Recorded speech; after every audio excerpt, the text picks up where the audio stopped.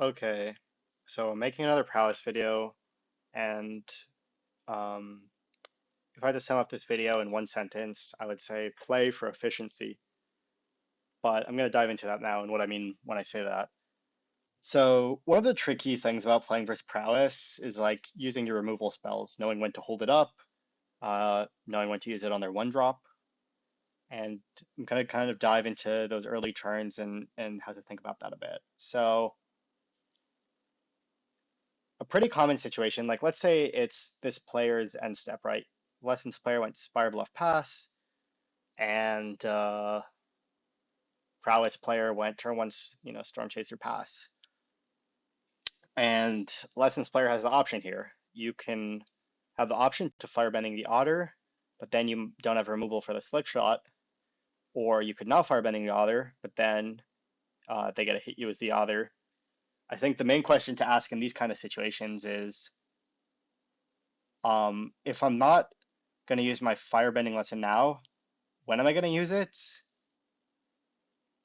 And that's always going to be a little bit contextual. So what I mean here is if you don't play Firebending on this turn, then your plan for next turn, you're going to play Artist Talent.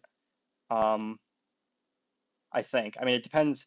Obviously, it could depend what you draw. And I don't know. I guess let's just get this Quench out of here because then, or I'll put Quench in what I would call my lap board, which means the cards you have in your lap. Just kidding. Okay, so let's just add another land here to make this a little bit simpler. And I'll put a couple cards on here that are cards I might refer to. Okay. So yeah. So let's say this is your hand. Your opponent goes turn one otter pass. It's your turn. So like, if you firebending the otter, then you won't have a firebending for a potential slick shot. But if you think about how the turns are going to play out, you're going to want to play turn two artist talent, and then turn three, if they play a slick shot, it's going to kind of you want to play the monument anyway because now you have the three lands locked up. So you could technically, so you probably do want to just kill the otter. This is probably where it's I think pretty straightforward because if you don't kill the otter, you're going to go turn two artist talent, turn three monument, and then you're going to take too much damage from the otter. Okay, I might not have said that the best. So like basically because I want to play turn two artist talent, turn three monument, I'll just firebending now because you're playing too inefficiently if you're planning to hold up the firebending for the slick shot. You're just like giga time walking yourself by not playing monument. Like it's kind of you're kind of just forced to play these 2/3 drops. And what I mean by that is sometimes when I watch people play the matchup, like it'll be like the mid game and the prowess player will like plot a slick shot.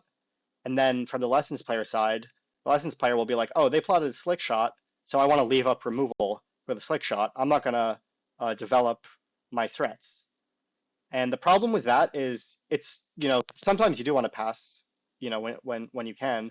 I'm not saying you should always do this, but the problem is if you try and pass with removal too much, you just end up being too inefficient because like I said in this kind of example, obviously you're going to draw cards, but maybe you draw lands or something. Let's say if you decide not to play monument, your turn's it's not gonna be in a very efficient turn, right? You're gonna just play firebending for your whole turn instead of playing monument.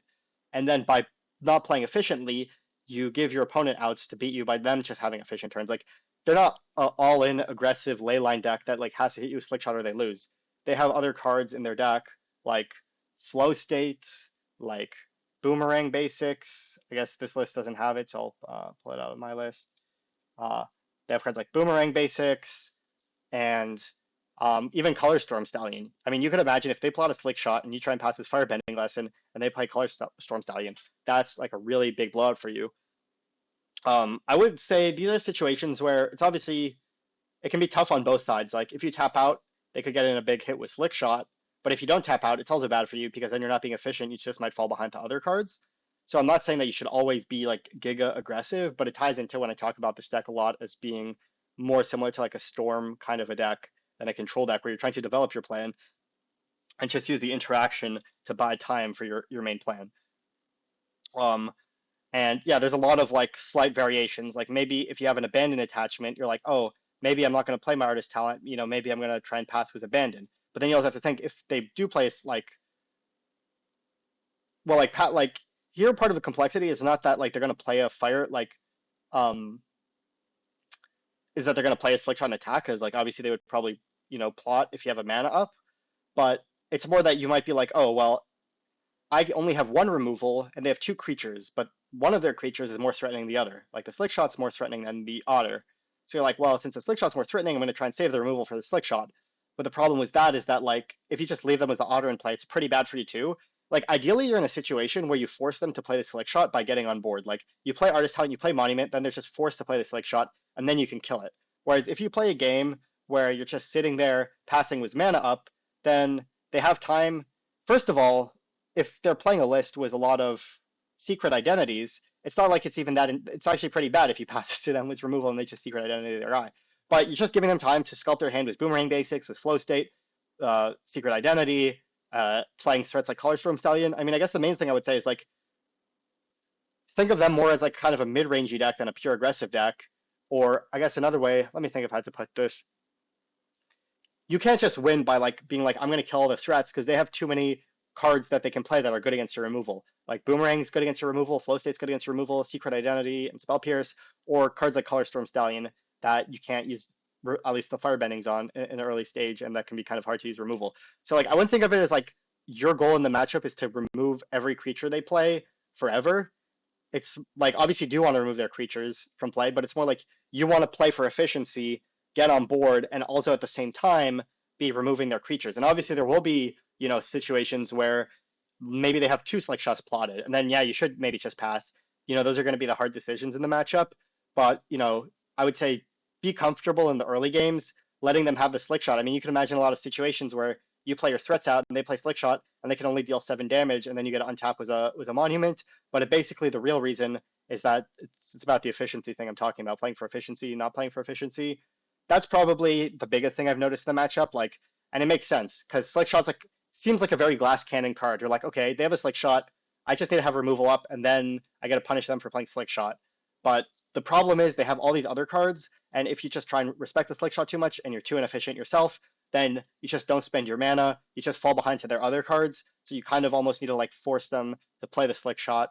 And again, it's not like it's always going to be like that, but I would say in general, it's like that. I guess one other thing I can say, because I didn't get into the last video, is obviously there are a lot of different versions of Prowess. There's versions that play Slick Shot and Stallion. There's like, I would say probably the biggest differentiator is like if they have Eddie Merc Crab or not. The versions without Eddie Merc Crab are like much more aggressive. They might play a lot of secret identities. They might play 4 Stallion, 4 Slick Shot, super low to the ground. Then there's like kind of the slower versions with Eddie Merc Crab that they might have get outs. And I guess we can talk a little bit about the different versions. And I guess from the lesson sides, kind of the cards I would consider a little bit as they vary versus the versions. So I would say one thing I would look at when I'm sideboarding against them, if you're playing the RC and its open deck list, is the amount of counterspells they have. Something I talk about a bit in the guide is that I say like, if the more counterspells, like Storm Chaser's Talent is a card from the lesson side that can be good the more counterspells they have. Like if they have like triple Spell Pierce 2 and all, you might want some Storm Chaser's Talent to have, cheap these cards that you can play into their counterspells. But if they have no counterspells, maybe you can get a bit lower on the Storm Chaser's Talent, because then you can just more reliably stick your Monument and stick your Artist Talent and win by that. So another thing I would look at is Quench is a really contentious card in the matchup for people. So let's get it out. So Quench, here's the thing about Quench. So Quench is a card that's like never going to be really that. The problem with Quench is that it's easy for them to like not play into it, because they could, if they plot Slick Shot, like that's the biggest punish. You pass with Quench, and if they plot Slick Shot, it's like really bad for you. Like if you don't have another play, you just lost 2 mana. That's just a bad situation for you. And then it's hard to pass again, because like then when they play their Slick Shot, you can't even Quench it anyway. So it's just a tough situation. But beyond that, they have a lot of cheap cards. Like if it's their turn 3 and they go Boomerang, if they Boomerang Basics, it can be good against Quench. Because like let's say they're on the play, they could go turn 1 Storm Chaser's Talent, turn 2 Boomerang Basics it, and if you have Quench in hand, now they have 2 Otters in play and you have a Quench in hand. So what the hell are you going to do with that? And then like that's bad for you. And if you're on the play, then it can be more punishing to give up your advantage.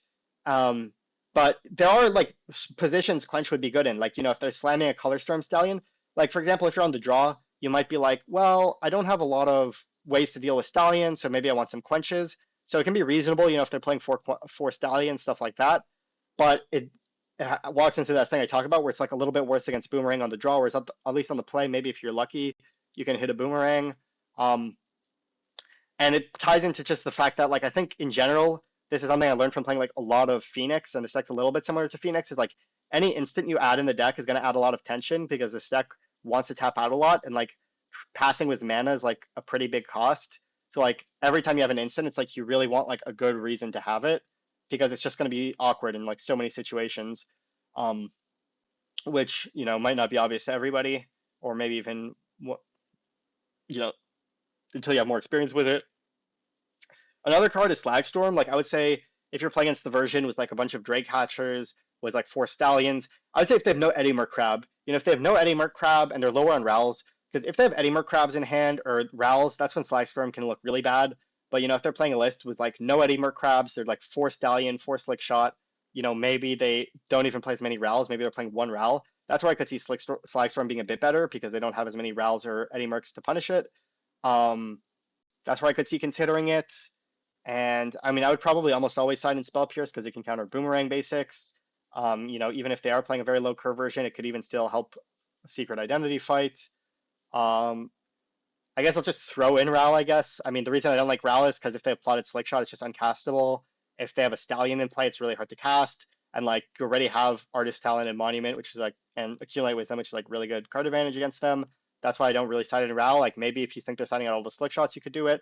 Oh yeah, and like if they don't have Slick Shots, like if they're playing zero Slick Shots, but that's been less of a thing, then you could like trim some Firebendings. You can trim, you know, one, or I've even trimmed all if they have zero Slick Shots. But it seems now Slick Shots more popular. So yeah, that's kind of touching on a few cards for the sideboarding. I think Quench and Slagstorm are probably two of the more, uh, you know, uh, confusing ones. Like I think it's reasonable to side in Quench from time to time, but you have to realize that it's going to be, pretty awkward.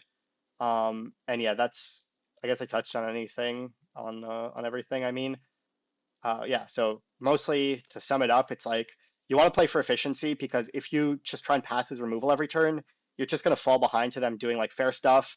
And like, yeah, it's like you like also realizing both situations are bad. Like you could still play a game where you kill their otter or like you tap out and you get punished for it, but that doesn't mean your play's bad. It's like both options were bad. Like either you're going to be inefficient and that was bad, or you were going to like get whacked by the slick shot. But it's just like most of the time being efficient's good because then at least it forces them to do stuff. And a lot of time taking some burst damage doesn't is fine, especially if you get it untapped with your threat. So yeah, that's the whole video, I guess.